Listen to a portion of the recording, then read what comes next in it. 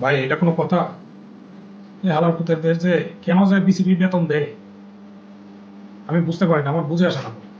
ভারতের সাথে যে ম্যাচটা খেললো, এটা একটা প্লেয়ার একমাত্র সাইফ হাসান রানটা করতে পেরেছে, তাও বেশি একটা না, মাত্র 135 স্ট্রাইক রেটে করছে। আমি তো প্রথমে ভেবেছিলাম যে আজকে মনে হয় অন্তত জিতবে।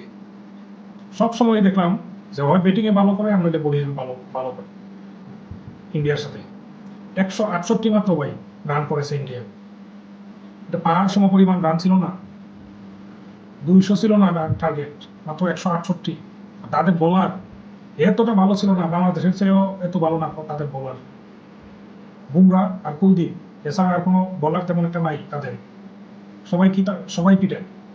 এখন আপনি যদি দেখেন কি বলে এটাকে বুমরা, সবাই ভালো ভালো বোলার বলে, কিন্তু ওমানে পর্যন্ত আমি দেখলাম 3 ওভারে তাকে 43 রানের কাছাকাছি দিয়ে দিয়েছে সে।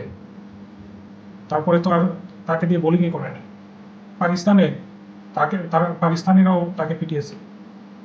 বাংলাদেশে এসে কি করেছে জানেন? পুগা মেরে দিচ্ছে বাংলাদেশে। একমাত্র সাইফ হাসান 51 বলে 69 রান করেছে।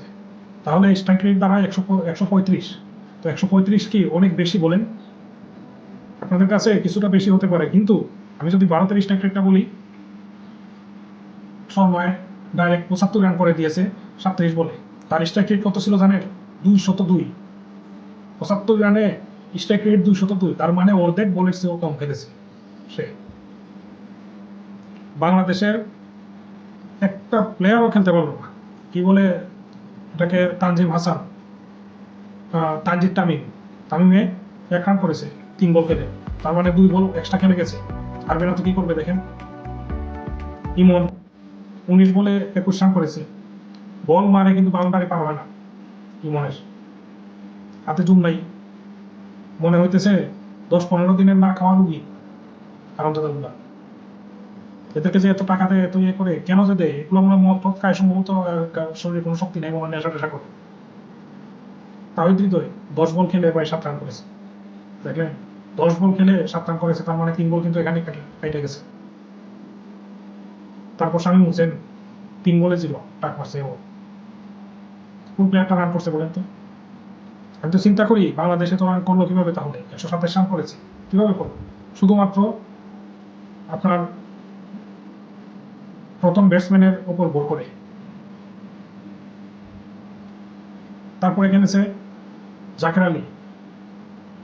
বাবারে বাবা, জাকের আলী করে এত চিৎকার চেঁচামেচি করছেন, পারবা না করছি, এত চিৎকার চেঁচামেচির দরকার নাই। সে একটাই চিনে, এটা হলো লেগে একমাত্র ছক্কা মারা। কিন্তু তাকে তো লেগে কেউ এখন আর বল দিবে না, কারণ সবাই জেনে গেছে সে তাকে অফের বল মারলে সে লেগে টেনে নিয়ে ছক্কা মারতে পারে। এই জন্য সবাই কি করে, তার পায়ের কাছে বল মেরে দেয়। সেও কিছু করতে পারে না, হয় আউট আর নইলে কোনোভাবে এখান নেই। সে 2 রান নিতে আসছিল, আউট হয়ে গেছে। এক হিসাবে ভালোই হয়েছিল, কারণ এরপরে যদি সে থাকতো তাহলে বলকে একেবারে এটা ম্যাচটাই শেষ করে তো ওই সময়। কিছু তো তারপরে হয়েছিল না। তারপরে সাইফুদ্দিন আসছে। জাকের আলী তো 5 বলে 4 রান করছে, বল সময় খেয়ে গেছে দেখেন। তারপর সাইফুদ্দিন আসছে, এসে 7 বলে 4 রান, অনেক রান করে ফেলেছে। 7 বলে 4 রান করে 3 বল কিন্তু এমনিতে খেয়ে গেছে। রিশাদ হোসেন 3 বলে 2 রান করেছে।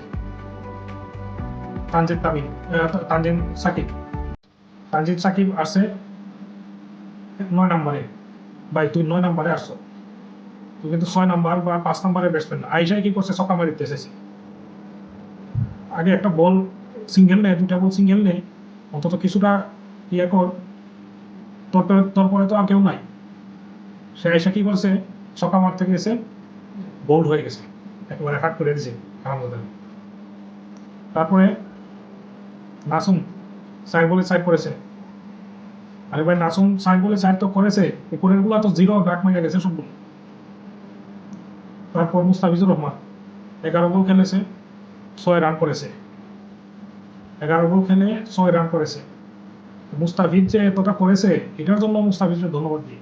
সে 5 বল বেশি খেলেছে রানের চেয়ে, বাট সে ম্যাচটা অনেকটা সময় সে ধরে রেখেছিল। আমি শুরু দিয়ে তো চলে যেত, 2 ওভার যদি সে খেলতে থাকে, সেটা 2 ওভার খেলেছে, তার মানে 2 ওভার আগেই চলে যেত। তারপর এখানে কি বলে নাসুম আহমেদ, সে কিন্তু এখানে 4 বল খেলেছিল, তার মানে 2 ওভারের আগেই, অনেকটা আগেই চলে যেত, 2.5 ওভার আগে চলে যেত। বাংলাদেশের খেলাই শেষ হয়ে যেত। আর অতিরিক্ত তারা দিয়েছে মাত্র 9 রান। এই 9 রানের মধ্যে শেষ দিকে প্রায় 4টার মতো ওয়াইড এসে গিয়েছিল। আর বাংলাদেশ অতিরিক্ত দিয়েছে 4 রান। বাংলাদেশ কিন্তু অতিরিক্ত ব্যাপারে খুব ভালো একটা ইয়ে করেছে, আমল করেছে। নো বল দিছে একটা, ওয়াইড 2টা, আর লেগ বাই একটা, মানে একটা লেগ বাই একটা নো বল দিয়েছিল আর 2টা ওয়াইড, তার মানে 4 রান দিয়েছে। আর তারা 9 রান দিয়েছে এক্সট্রা। 9 রানের মধ্যে 9টাই ওয়াইড, এক্সট্রা কোনো রানই দেয় না। তাহলে বুঝতে পারতেছেন তারা স্ট্রেট ফরওয়ার্ডে কতটা খেলেছিল।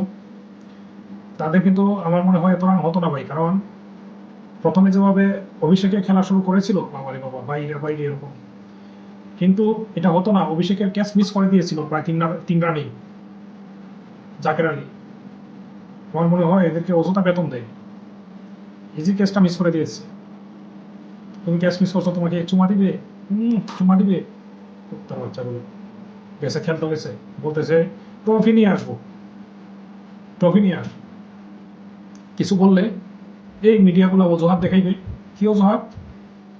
যে তাদের ওখানে আইপিএল হয়, আমাদের এখানে কি বিপিএল হয় না? তাদের ওইখানে উন্নত মানের প্লেয়ার আছে, উন্নত মানের প্লেয়ার আমাদের এখানে হয় না কেন? আমাদের এখানে তো বিদেশ থেকে আসে প্লেয়ার, ভালো প্লেয়ার কি আসে না বিদেশ থেকে? বাইরে থেকে কি ভালো প্লেয়ার আসে না? তুমি নিজে কেন ভালো প্লেয়ার হও না? আমি এটা চিন্তা করে দেখলাম যে তারা নিজে ভালো প্লেয়ার কিভাবে হয়। সেদিন মোহাম্মদ সামির একটা ইন্টারভিউ দেখলাম, আরে ভাই কি বলবো, সে বলতেছে, এবং তার ভিডিওতেও দেখছি এত কষ্ট করেছে তার বোলিং নিয়ে। এই জন্যই তো তার বোলিং এত ভালো। আর শুধু কি সে, জাতীয় দলে যারা আছে, বুমরার বোলিং বা এত কষ্ট করে, বুমরার উপরে মনে হয় আর কেউ কষ্ট করে নাই। তাদেরকে দেখে তো বাংলাদেশিরা শিখবে। তারা কিভাবে শিখবে?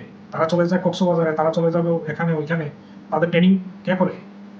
ম্যাচ শেষ হয়ে যাবে, দেখবেন তারা তাদের বউয়ের সাথে লাফাইতে গেছে, বেড়াইতে যাইবো এখানে ওইখানে, হানিমুন করতে চলে যাবে। অথচ তারা গিয়ে দেখেন প্রতিদিন তারা প্র্যাকটিস করে। খেলা শেষ হয়ে গেল, ম্যাচ শেষ হয়ে গেল, প্রতিদিন এত কষ্ট করে, এত প্র্যাকটিস করে তাদের বোলিং স্পিড বাড়ানোর জন্য, বোলিং লেভেল বাড়ানোর জন্য, বোলিং এর সুইং বাড়ানোর জন্য কোনো না কোনো ভাবে উপায়।